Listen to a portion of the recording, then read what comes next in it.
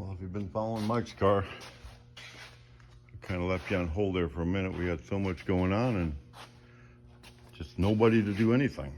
So I'm back on it. I'm about ready to trim out this center section here. I've got all the ribs in. We're making a one-piece hood that will hinge on both sides. So it'll lift either way.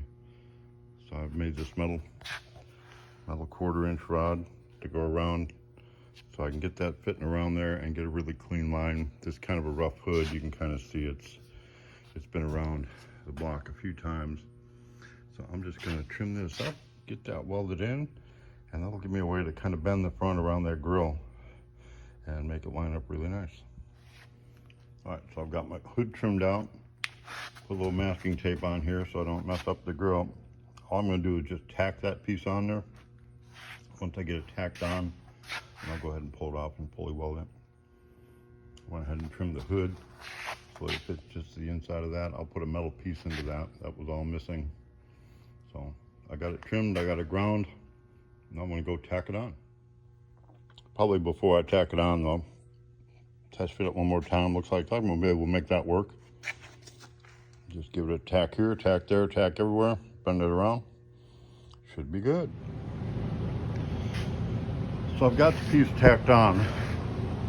Wood kind of thin, metal kind of thick. Trying to get a balance in your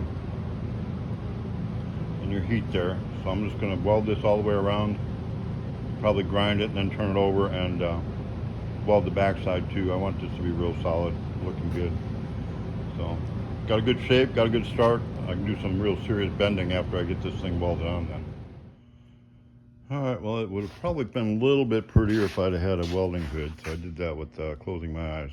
My welding hood is in the other building, and it's kind of like you don't really want to use somebody else's welding hood. That's kind of, at least in my world, a taboo. So it's on. It's pretty nice. I think I'm going to grind it and show you what it looks like after that.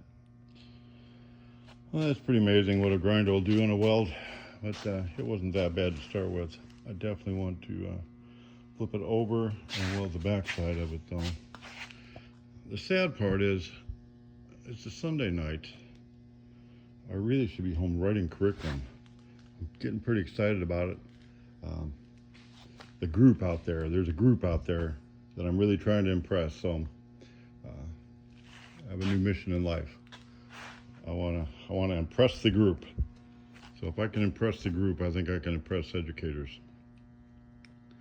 Kind of old school stuff. I don't know what modern world application there is to do this, but I hired 3 different people, told them exactly what I wanted, and none of it worked out. So on my dime, Mike, you don't have to pay for their bad. We're just charging for what we can move ahead on. But there it is. I think that's going to work. Matter of fact, I may have some lead in my box up in the other building. If I do, I believe I might do it just because I can. Again, not that that's any real world application, but on this one, it would probably be good. It would be good to lead the front of this. Show you all how it was done back in the day. That's bad. And lead was about done when I got started. I learned under a couple guys that were still doing it, and I really learned how to do it in a bar one night from an old lineman who would put lead on the, when they did the overhead lines, and he kind of gave me a couple of tricks. They would wipe it with a glove instead of a paddle and wax. But there it is. We'll go fit it back on the car, see what we get. I think this might be the end of the videos for tonight though.